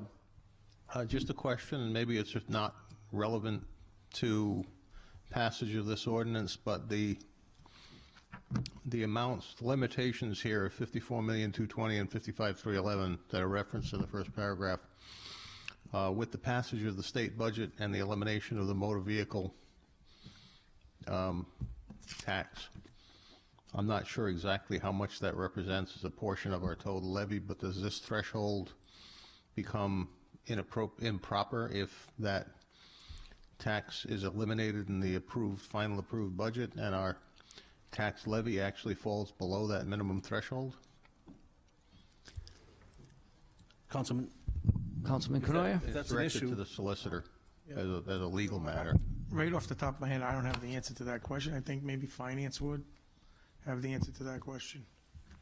I think that's a legal question. The question he's referring to Well, has to do with because the the budget passed ordinance at the sets a State House. threshold, a minimum threshold. I know what you're saying, but I think it's more of an appropriate question for you I mean, to I don't find think out it's the answer a to. problem because it's something completely outside of our control, and it will occur after we have passed the budget, where the situation still exists. And I make reference to the FTM in Lincoln, where they passed a limitation that if the motor vehicle tax is eliminated, the total levy will actually be below the minimum threshold as is ordered or was ordered by the FTM. But again, it's something that occurs outside of our control and is compensated for with additional state aid. So I'm just not sure if it's relevant here or if it's meaningful to our outcome. You know, it may be a legal question, but it's a legal issue that I'm not familiar with right off the top of my head. So I can't give you an answer. I on mean, I'm that. certainly hoping that we'll simply move this along. I would just vote it, and it probably doesn't matter, but I can't say that Okay. for sure because I haven't looked into it. Very good. Thank you. Any other comments? Hearing none, roll call, Madam Clerk. Councilman Canoia? yes. Councilwoman Gonzalez? Yes. Councilman Gillette? Yes. Councilwoman Sierra? Yes. Councilman Susi? Yes. Councilman Ward? Yes. President Gendron? Yes, and 22029 is amended 7-0 on the main motion as amended. Comments? Hearing none, roll call, Madam Clerk. Councilman Canoia? Yes. Councilwoman Gonzalez? Yes. Councilman Gillette? Yes. Councilwoman Sierra? Yes. Councilman Susi? Yes. Councilman Ward? Yes. President Gendron? Yes, and 22029 is approved 7-0 as amended. 22030. Authorization to sell property located at 357 Park Place, Winsock, Rhode Island, Plot 27, Lot 113. Motion to pass. Motion made by Councilwoman Sierra, seconded by Councilman Gillette. Comments? Yay. Hearing none, roll call, Madam Clerk. Councilman Canoia? Yes. Councilwoman Gonzalez? Yes. Councilman Gillette? Yes. Councilwoman Sierra? Yes. Councilman Susi? Yes. Councilman Ward? Yes. President Gendron? Yes, and 22030 is approved, second passage, 7-0. 22031, an ordinance to designate a budget and use of a portion of the City of Woonsocket's allotment of the American Rescue Plan Act, ARPA funds. Motion approved. Motion made by Councilman Ward, seconded by Councilman Canoyer. Comments? Hearing none, roll call, Madam Clerk. Councilman Canoia? Yes. Councilwoman Gonzalez? Yes. Councilman Gillette? Yes. Councilwoman Sierra? Yes. Councilman Susi? Yes. Councilman Ward? Yes. President Gendron? Yes, and 22031 is approved, second passage, 7-0. Madam Clerk, moving on to new business. 22032, placed on the ballot for the general election to be held on November 8th, 2022, a question amending the City of Woonsocket Home Rule Charter to allow the City Council to appoint the City Solicitor. Motion to pass. Motion made by Councilman Second. Gillette, seconded by Councilman Ward. Comments? Mr. President, Councilman Gillette.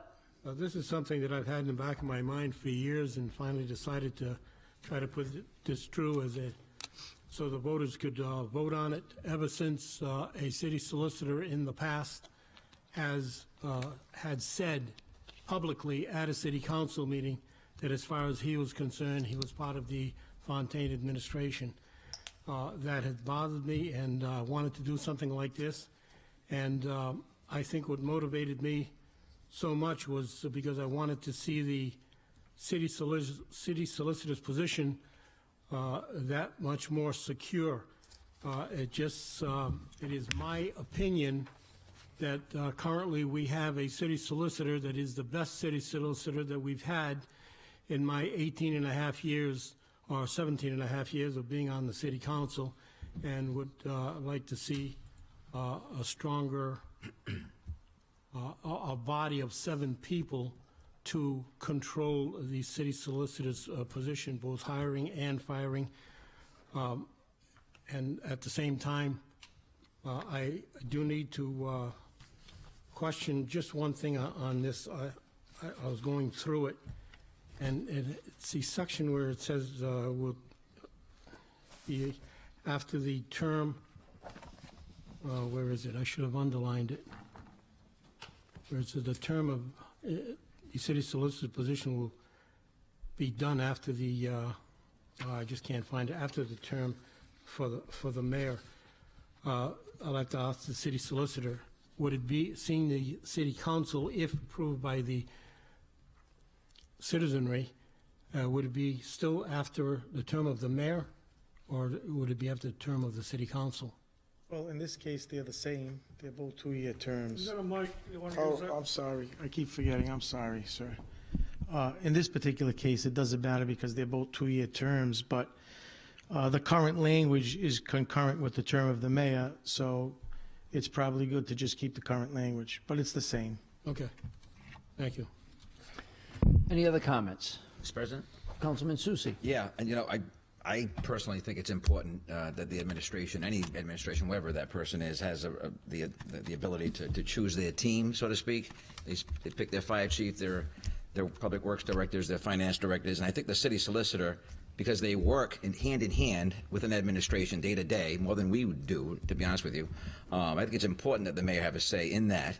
And then, as it currently is, we as a body approve that choice. So I think it's already there. The checks and balances are already there, in my opinion, that this council does approve whatever name that they put forth. By doing this, you're eliminating the administration completely from anything to do with the solicitor. There's no say whatsoever, and I don't think that people want that. I know this will be on the ballot, but it takes away completely the administration's ability to put forth a name. So I'm not sure if that's the intent that you want. Mr. President? Councilman Gillette. Actually, nothing would change other than rather than the mayor hiring the city solicitor. It would change to the city council. Other than that, nothing else would change. But what is the mayor's role in it now? What role would they have? Whether it's this mayor or any mayor, what role would they have? Any mayor would still be able to work with the city solicitor just like they're doing right now. Exactly. But they have no say in who that person is. Please? They'll have no say in who that person would be. They could advise the council, a mayor could advise the council. But no authority to do that. Correct. Right. So I oppose that. So that's my point. That I think the administration should at least have a say in that. It's part of their team. As it currently stands, they do that with our approval. So that's the check right there. And I think that's more than adequate. And I think it's important to the day-to-day operation of any city that they have a good relationship and a good working relationship with their solicitor. So I think this would take away that, in my opinion. So I won't be voting for this. So. Okay. Any other comments? Council President? Councilwoman Gonzalez. I agree with Councilman Susi. The solicitor would work basically for both bodies, and as it's currently the way that we do things, and it's important, I think, for each body to have some say. Right now, we have the last say on whoever is recommended by the administration, and that just assures that each body is in agreement with whoever the solicitor is going to be. So I will not be approving it. Okay, any other comments? Mr. President? Councilman Gillette. Did both of you understand when I said that we had a city solicitor here at a city council meeting say, as far as I'm concerned, I'm part of the administration? Yeah, I heard a city solicitor can say that and believe that and act accordingly, and it's just not true. It's not part of the administration. Yeah. But it'll be just the opposite, Councilman Gillette. Now they can say that they work on behalf of the council only because they're the only ones who authorize their existence at that point, right? Well, a person could say that, but that would be wrong also. Right. So it's why it's good now because we both have a say who that person is. I think that's what the people ultimately want is to see both sides have some say into it. Okay, you're not understanding me. Yeah. But that's I fully okay. You're understand. entitled to your Absolutely. opinion. Any other comments? Hearing- Council President? Mayor? Yes. So, Councilman Gillette, what you're basically saying is the executive branch of government and the legislative branch of government currently both have a role to play in who the city solicitor is in the city of Woonsocket. Is that correct? Yes. Okay. What you're now saying is by putting forth this piece of legislation, complete control will be in the hands of the city council with no input from the executive branch of government. Wrong. Councilman Gillette, just use the mic, okay? Please. No, I disagree with your last statement. Okay, can you explain then? Because I don't think I'm understanding, and I don't think Councilman Susi or Councilwoman Gonzalez is understanding. Are you saying there'd be two solicitors? You would appoint one to the council, and the administration would have one?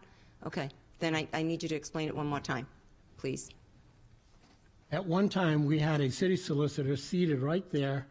It said, as far as I'm concerned, I'm a part of this Fontaine administration, okay? That's what the city solicitor said, which is not true, but yet the city solicitor said that at a public meeting, all right, at a city council meeting. I want to prevent a city solicitor from thinking that way again because that is not true, that is illegal. A city solicitor is not part of an administration. The city solicitor stands between the administration and the city council and advises both parties. The one thing that I like about this city solicitor we have right now is he'll talk to you the same way that he'll talk to the city council and advise us with pertinent information and doesn't favor you and doesn't favor the city council.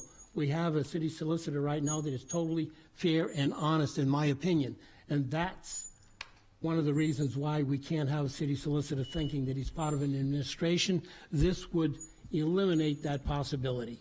So you're saying that you want to change our charter because a city solicitor under the administration of whomever, Mayor Fontaine, Mayor Menard, Mayor Lankto, Mayor whatever, that city solicitor said that years ago, so that makes good reasoning to implement a charter change. So if John DeSimone sits there and says at the next meeting that he represents the city council, then somebody should be coming forward and putting another piece of legislation in to change the charter again because he said he represents the city council. So they are exactly right. You are changing the balance of government to be one-sided for a power play right here. So the city council appoints the city solicitor. If you did not like the city solicitor who was here who made that comment, all you simply had to do was introduce an ordinance, take a vote, and remove the city solicitor. But what you're doing is you're changing, and you have the right to do that. With 5 votes, the city council can remove a city solicitor. So you're saying because Mr. Attorney 10 years ago said something at a city council meeting that justifies a charter change where all the power of appointing a city solicitor or removing a city solicitor will come from the city council without any input from an administration who whichever counselor stated it, works more with one person sitting here, works more with the city solicitor than the 7 counselors collectively do. We work every single day. Like Councilman Conor has said in the past, this is our full-time job. This is what we need to do. So how do we feel that we're getting appropriate legal counsel from an attorney when that person, no matter who is sitting in that chair, has complete obligation to you because you can remove that person from their seat. Mayor, you're building something that is not reality. Oh, it is reality. You just don't understand it. Okay. Thank you. So I will tell you this, Council President. This is an injustice to the residents of the city of Woonsocket. This is a city council, whoever supports this, using their authority in a fashion to control government. And this particular piece of legislation will be brought forward to legal counsel, to the Attorney General's office, and any other department that would need to see if this brings fair and balanced government to a municipality. Okay, thank you for that. But just to be clear, so that the public doesn't misunderstand those comments, this does not change anything. It simply puts it on the ballot for the public, the voters, to make a change. This ordinance has absolutely no effect to change anything.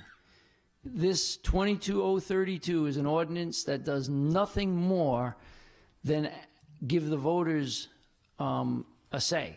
And the ordinance itself does nothing. It changes, if this passes tonight and it passes next meeting, nothing changes in the city of Woonsocket. And I just want to be clear, because we don't want to use scare tactics to say that this is doing more than it says. It is simply passing an ordinance to put it on a ballot. But what it does is it puts a question on the ballot, and we all know what those questions look like, and we all know the limited amount of language that's allowed in a ballot question, and we all know that the majority of the people in the city of Woonsocket are relying on the people that they elect to represent them in a fair and equitable fashion, and in a fashion where they're relying and not bringing an imbalance to their city government. And by putting this on the ballot, you are expecting that every single voter that goes into that voting booth, so to speak, is going to completely understand the language within that ballot question. The people in the city of Woonsocket elect their officials so they can go to bed at night and know that government is working and that there's not a power play that's being put forward under their nose to change the power and imbalance of government. That's exactly what this piece of legislation does, and this is a piece of legislation that if you support it, then you're supporting that imbalance in government, and I, as the mayor of this city, have to move forward in such a fashion to see if the action you are taking is actually A, legal, and B, fair to the public, and C, we will need to make certain that the public completely understands when election time comes, if this is on the ballot, exactly what you're looking to do. I would hope that you do that with everything that's on the ballot, Mayor. Make sure that the public is aware. This is the first, I believe it's the first time there's a question under my administration that's on the No, ballot. but I would hope that anything that we've had other bond issues, I would hope that you would always want the public to be informed. I'm not aware of anything that was on the ballot that was put forward by this council. No, not by this council. But I'm saying this council. Yeah, but no, but what I'm saying is I would hope that you would want the voters to always be educated Absolutely. for everything that they're doing, not Absolutely. just what it pertains to this. But Solicitor, I just want to be clear, because I don't want to risk a vote on something that would break the law. Do you have you seen this ordinance? I have. And is it legal? I believe it is. Okay. And as I the will check myself. Okay. Or just make sure you run through the law department before you get outside counsel. Council President. I'm sure he would agree to that, considering he's going to want to make sure there's no illegal action taken in the city. Absolutely. Any other comments? Council President. Councilman Ward. Well, I've been working in a town of Lincoln now for 15 and a half years, and for many, many, many, many years before that, the town solicitor has been selected and appointed exclusively by the town council, and the administration has worked successfully with the solicitor. At least every experience I've had with a solicitor from my office, from the assessor's office, from the town administrator's office that I'm aware of, and the town clerk's office, have worked very successfully with the appointed solicitor and the appointed solicitor's staff in getting the job done for the town, because that is how it is structured within the charter, which is something like ours that is approved by voters. And as you point out, nothing changes. However, I just want to point out, too, that though it didn't happen during this particular administration, there have been council-directed charter amendments outside of a charter review commission that specifically relate to how the solicitor is appointed and can be terminated, and the language of the solicitor's office was initiated by this council. So that relationship has changed in the past, and this is simply a situation where the consideration has been asked for this and the ordinance submitted in order to do that. And so, however I may feel about the ultimate decision, I think that it merits consideration, and I'll support the ordinance. Thank you. Thank you. Any other comments? Further question for Councilman Gillette? Councilman, Mayor? So, Councilman Gillette, why wouldn't you have an ordinance that would do exactly what the city solicitor has said should happen from the moment he got here, which was having an attorney that represents the council and an attorney that represents the administration, because as he states, there's an inherent conflict when you have one solicitor serving the legislative branch and the executive branch. Why wouldn't you amend your legislation to read in that fashion? Well, like I said, I've been giving this a lot of thought for a lot of years, okay?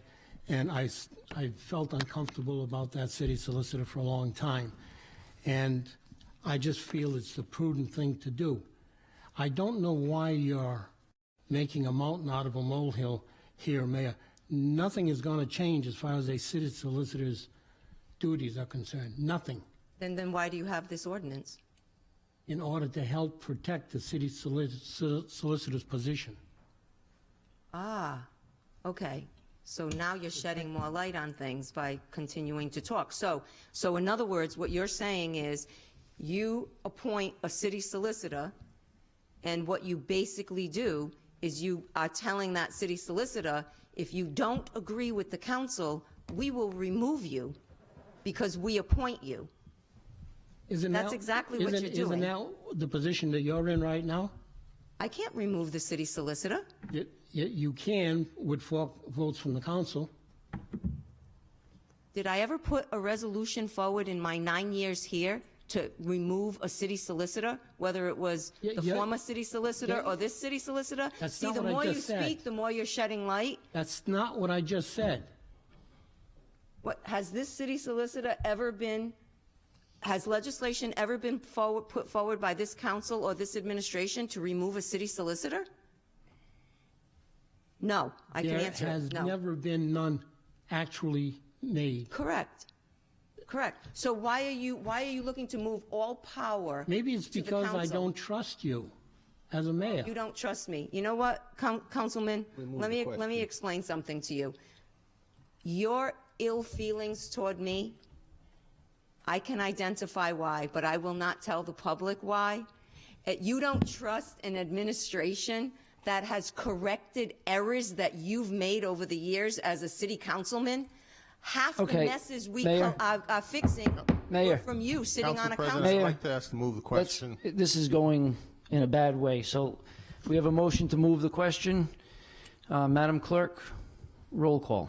Councilman Canoia? Yes. Councilwoman Gonzalez? No. Councilman Gillette? Yes. Councilwoman Sierra? Yes. Councilman Susie? No. Councilman Ward? Yes. President Gendron? Yes, and 22032 is approved 5-2. First passage. 22033, authorizing the Woonsocket City Council President or the Mayor to execute the collective bargaining agreement by and between the City of Woonsocket and the New England Police Benevolent Association, Inc., NEPBA, Local 808, upon ratification by the City Council. Motion to approve? Motion made by Councilwoman Second. Sierra, seconded by Councilman Conor and Councilman Ward. Comments? Hearing none, roll call, Madam Clerk. Councilman Canoia? Yes. Councilwoman Gonzalez? Yes. Councilman Gillette? Yes. Councilwoman Sierra? Yes. Councilman Susie? Yes. Councilman Ward? Yes. President Gendron? Yes, and 22033 is approved 7-0. First passage. 22034, an amendment of Section 6 entitled Examination Procedure for Classified and Fire Positions of Appendix A, the Personnel Ordinance. Motion to approve. Motion made by Councilman Ward, seconded by Councilman Conor and Councilwoman Sierra. Comments? Hearing none, roll call, Madam Clerk. Councilman Canoia? Yes. Councilwoman Gonzalez? Yes. Councilman Gillette? Yes. Councilwoman Sierra? Yes. Councilman Susie? Yes. Councilman Ward? Yes. President Gendron? Yes, and 22034 is approved 7-0. 22035, transferring funds from contingencies to City Capital Fund. Second. Motion made by Councilman Gillette, seconded by Councilman Conor. Comments? Hearing none, roll call, Madam Clerk. Councilman Canoia? Yes. Councilwoman Gonzalez? Yes. Councilman Gillette? Yes. Councilwoman Sierra? Yes. Councilman Susie? Yes. Councilman Ward? Yes. President Gendron? Yes, and 22035 is approved 7-0. 22R 76, authorizing the cancellation of certain taxes. Motion to approve. Motion made by Councilman Ward, Second. seconded by Councilman Conor. Comments? Council President, Councilman Ward? for the information of the public, this particular cancellation represents $3,491.73. Thank you, Councilman Ward. Any other comments? Hearing none, all those in favor? Aye. Opposed? The ayes have it, and 22R 76 is approved 7-0. 22R 77, authorizing the cancellation of certain taxes. Motion to approve. Motion made by Councilman Ward, Second. seconded by Councilman Gillette. Comments? We do have a request from the Finance Director for an amendment. Director Chamberlain, if you could explain the amendment. It was a matter of a date, but go ahead. Right, so the first account, R 23045810, should be 2019 and not 2021 tax year. And is the last one okay at 2019? Yes. Okay. That one's correct. Okay, Make that so motion. motion made by Councilman Conor, seconded by Councilwoman Gonzalez and Councilwoman Sierra to amend 22R 77. Comments on the amendment? Hearing none, all those in favor? Aye. Opposed? The ayes have it. And 22R 77 is amended 7-0. On the main motion as amended, comments? Council President, Councilman Ward. just a question. The basis for this amendment, this cancellation is listed as tax exempt, but what particular aspects of this are tax exempt? That they were not considered tax exempt when the billings were made? These were part of the agreement. Huh? Chris is over there. That's what I was trying to figure out, why I'm looking over there and looking over here.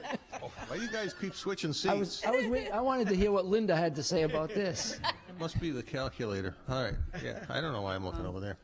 There was an agreement when Prime became When they tax exempt, so this is part of the agreement between Prime and the city. I believe the city solicitor and Elise reviewed this agreement, and no payments have been made on any of these accounts.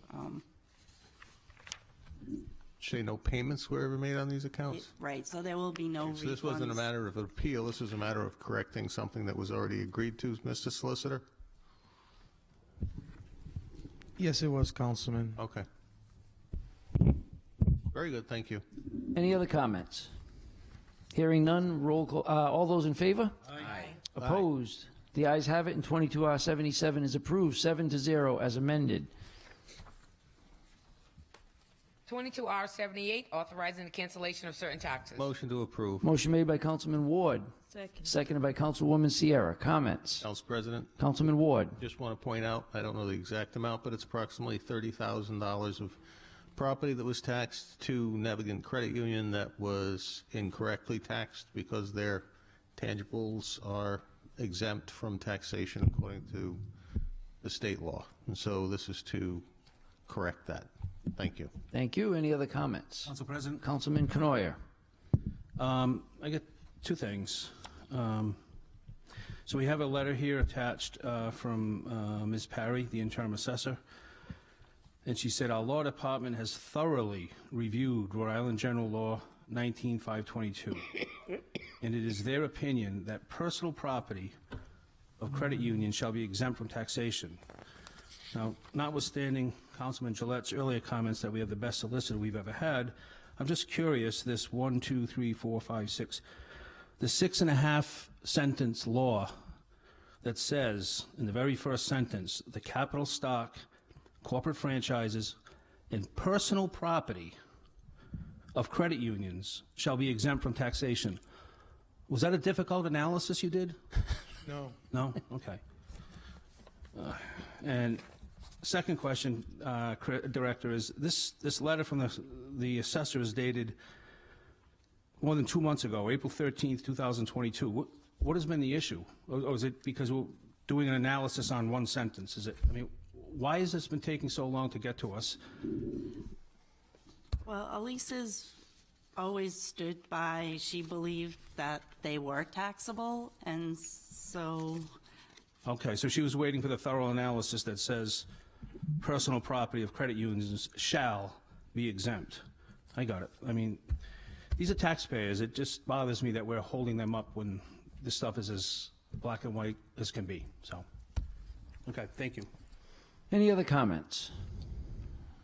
Hearing none, all those in favor? Aye. Opposed? The ayes have it, and 22R78 is approved 7-0.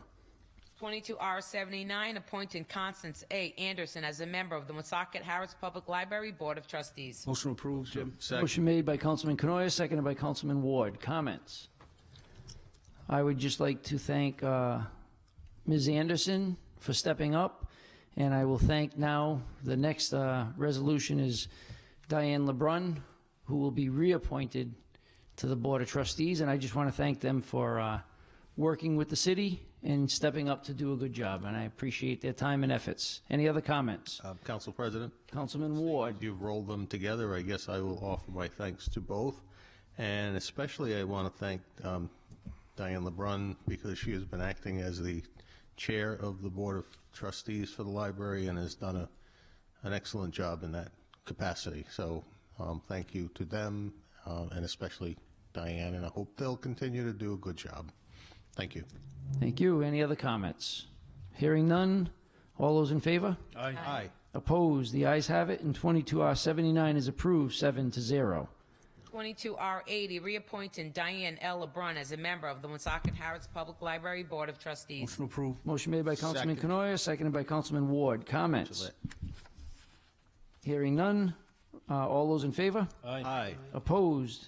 The ayes have it, and 22R80 is approved 7-0. 22R81, authorizing the engagement of the city independent auditors for the performance of an agreed-upon procedures audit of certain transactions and a reporting of findings to the Woonsocket City Council. Motion to approve. Motion made by Councilman Ward, seconded by Councilwoman Sierra. Comments? Council President, Councilman Ward. before we begin too much discussion, I would like to first offer an amendment. I provided a copy to the city clerk, and I will read it to you. It adds 3 whereas sections at the beginning of the resolution, and I'll read them. The first is, whereas the City of Woonsocket Home Rule Charter, Chapter 3, Ordinances, Section 3, when ordinance is required, states, an ordinance shall be required for every act of the council, the purpose of which is, and among those items are Section G, to fix compensation. And whereas the City of Woonsocket Home Rule Charter, Chapter 4, Mayor, Section 3, duties enumerated states, it shall be the duty of the mayor, and Part A reads, to see that the laws and ordinances are enforced, Part C reads, "To keep the council informed at all times concerning the financial conditions and the needs of the city and other pertinent matters relating to its administration." And whereas the City of Woonsocket Home Rule Charter, Chapter 3, Section 2, penalties authorized, states the council may provide reasonable penalties for the violation of any ordinance. And then continues, and I have provided, as I said, a copy of this to the clerk, and I believe further to that, at least on the electronic version, the exhibits that have been dispersed earlier, Exhibit A and Exhibit B, showing the detail of the various stipends paid, are to be added to this resolution, and that is my amendment. So a motion made by Councilman Ward, seconded by Councilman Conor to amend 22R81. On the amendment, comments? Council President? Councilwoman Gonzalez. With the auditors, and I know there's different kind of auditors that we would be able to hire from. I just want to make sure that it would be one that is familiar with grants and with some of the things that we're looking at. They're not regular line items as they would be in a regular budget. So I'm just hoping that we can hire someone that has an understanding of some of the fundings that we're actually talking about. Well, not pertinent to the amendment, however, the expectation, as is usually the case, is because we are under a 3-year contractual relationship with our independent auditors for the basic financial statements involving all of our funds, that they would be the firm that would perform this specific list of agreed upon procedures targeting these particular accounts and these events. And so it's normally the practice that the people you have under contract actually perform the service because they're the ones most intimately familiar with the operation that they'll be auditing for specific kinds of transactions. Yeah, I just know that with some of these things that we're talking about, there's some specifics, to them, and hopefully. And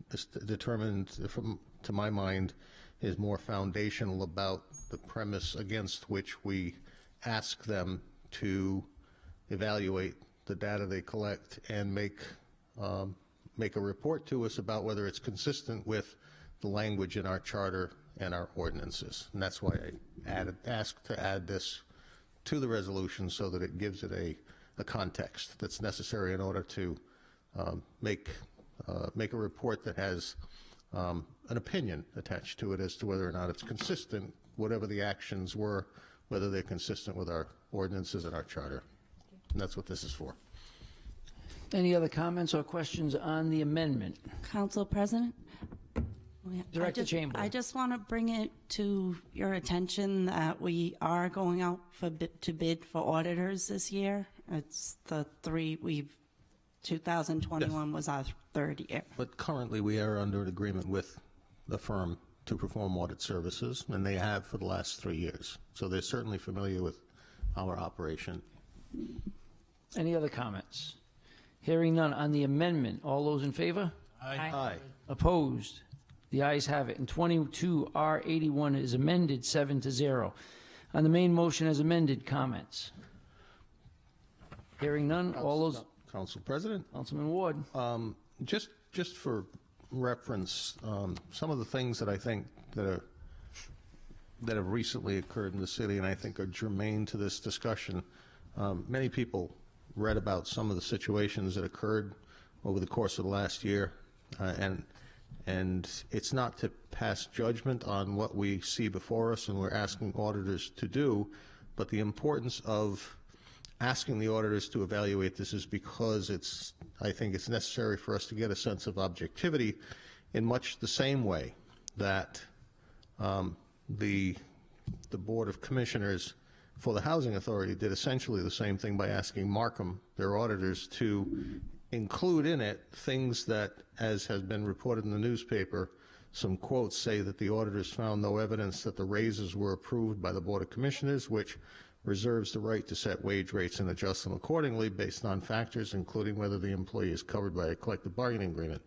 And in this case, the council reserves the right to set wage rates, as we just did this evening in our ordinances and our personnel code. And in the case of the Housing Authority, you know, this was one of those situations where it was such an egregious violation that it actually ended up costing people jobs.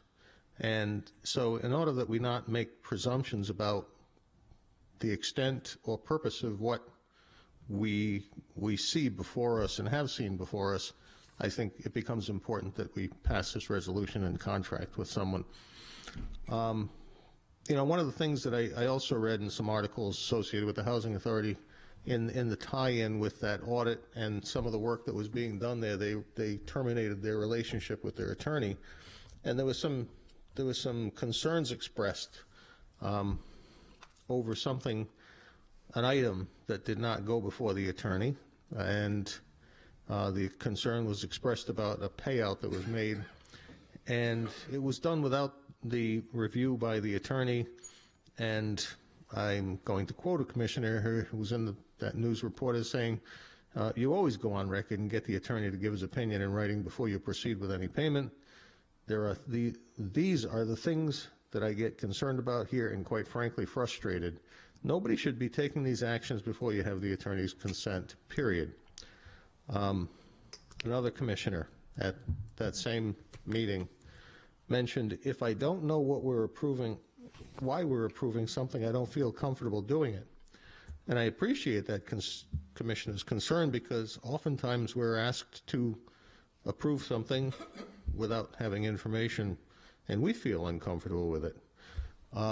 And finally, the resolution also includes health insurance and dental insurance, because we have it is a method of compensation, and so I've incorporated it in here because we do have very specific language in our code that says that no health or dental benefits are available to anybody that's working in a part-time capacity, which constitutes less than 30 hours per week. And I think we need to get an analysis of that done to make sure that among all of the other forms of compensation, that one may not be occurring as well.